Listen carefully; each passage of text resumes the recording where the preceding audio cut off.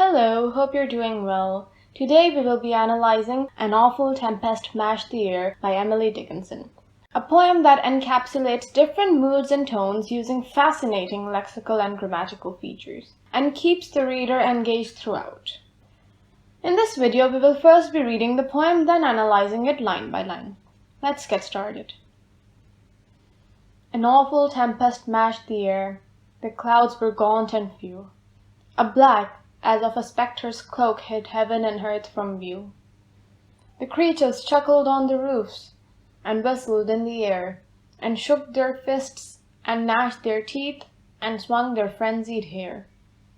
The morning lit, the birds arose, the monster's faded eyes turned slowly to his native coast, and peace was paradise. Moving on to the analysis. An awful tempest mashed the air. Tempest is the fight of the conscious against evil, which can be the deepest, darkest times of one's life, making this poem an encapsulation of self-analysis, as those evil thoughts one stores away surface up to the roof. The verb mashed could further promote this idea that your conscience is suppressing you, torturing you. You are tangled by your own thoughts and emphasizing upon the idea of pain, perhaps highlighting that your soul is breaking apart, because of conscience battling itself, tearing you apart in the process. The clouds were gaunt and few.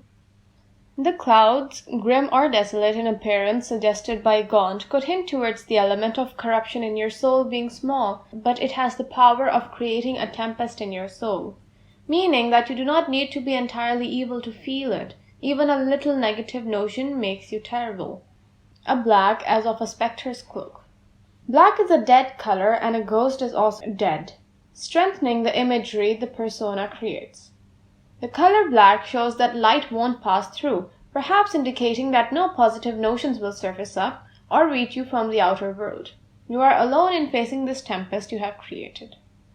A cloak could symbolize the idea of covering or hiding something, so it may show that you are so lost in the fight within your soul it puts a veil between you and heaven and earth.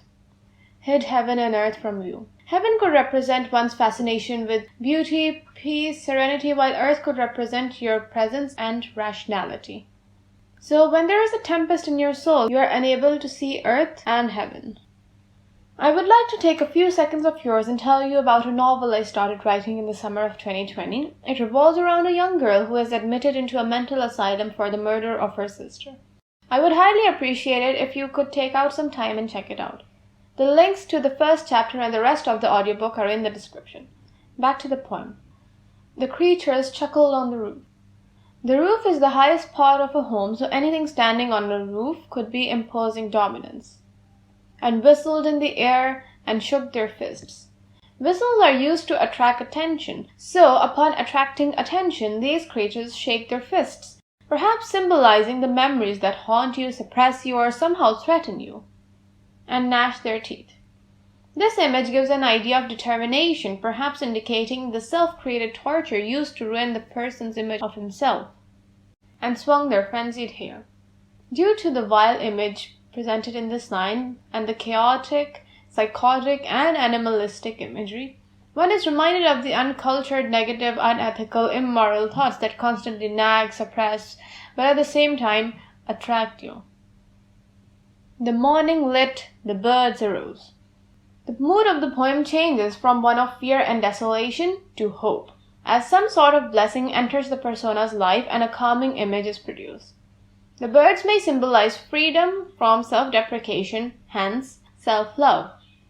Perhaps the persona somehow gains the strength to see all the good things. The monster's faded eyes. The monster, the reason for the tempest, could be God's wrath.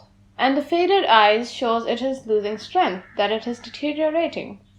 Now you may be thinking, how is God's wrath deteriorating? Well, God's wrath could be her pained conscience, and the conscience could now be appeased by some good things the persona might be doing. Hence, the ferocity with which the persona scorned herself has decreased now. Turned slowly to his native course. Although the threat is gone for now, we see the monster turns. He does not leave. Perhaps showing that the persona's conscience has been appeased or perhaps has been suppressed momentarily and will trouble her once more in the future. The coast has waves that emerge and then subside as they recede into the sea, showing the nature of her conscience that pains her then lets her be. Oh, that rhymes. And peace was paradise. The plosive sound created in the last line of the poem seems to contradict the harmony created through the nouns peace and paradise. That's it for the analysis. I would appreciate it if you could check out my novel. I'm leaving you with an extract from it right here. Take care, and I hope to see you in the next video. Goodbye.